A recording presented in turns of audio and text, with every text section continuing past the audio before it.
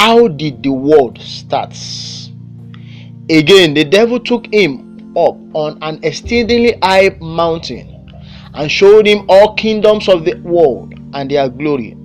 And he said to him, all these things I will give you if you will fall down and worship me. Matthew chapter 4 verse 8 to 9. Christ's encounter with Satan, the evil one, revealed that Satan already claimed the ownership of the kingdom of the world. And Christ did not rebuke him on that, but only reminded him of to know his Lord and Creator. Then Jesus said to him, away with you, Satan, for it is written, you shall worship the Lord your God, and him only you shall serve. Matthew chapter 4 verse 10. So, how did Satan own the world?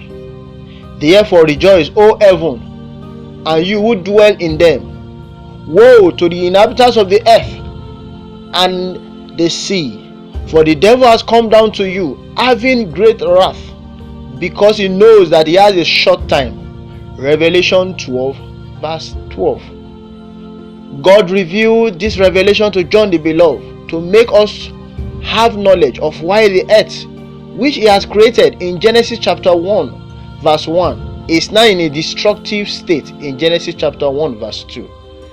The earth was without form and void, and darkness was on the face of the deep, and the Spirit of God was hovering over the face of the water. Genesis chapter 1 verse 2. Notice, and darkness was on the face of the deep. What do darkness represent here? In the Hebrew language, darkness represents ignorance, but in this context, darkness represents chaos on God's creation. So after Satan was banished from heaven and he fell on earth, he saw the finished work of God, marvelous creation, and he perceived that man is here to have full knowledge of God. And he heard the sound of the Lord God walking in a garden in the cool of the day.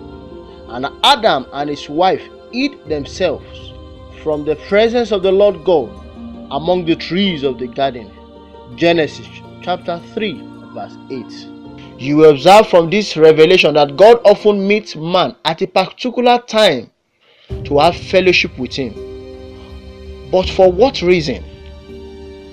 That I may know him and the power of his resurrection and the fellowship of his suffering, being confirmed to his death. Philippians chapter 3 verse 10. Apostle Paul was not present when Christ suffered, crucified, and resurrected in the flesh, but he was able to have good knowledge of him after Christ revealed himself to him, and most importantly, he sought to know Christ intimately. Neither I went up to Jerusalem to them which were apostles before me, but I went into Arabia and returned again unto Damascus. Then after 3 years I went up to Jerusalem to see Peter, and abode with him 15 days. Galatians chapter 1 verse 17 to 18. We can understand this better with a child's development process from conception to adulthood.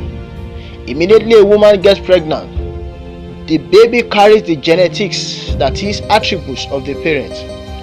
After the child is born, can we say the baby already has full knowledge of the ways and lifestyle of his parents? Certainly not. The baby only knows his parents better as he grows with the parent's guidance and instruction. How did Satan knew that man was still ignorant of God?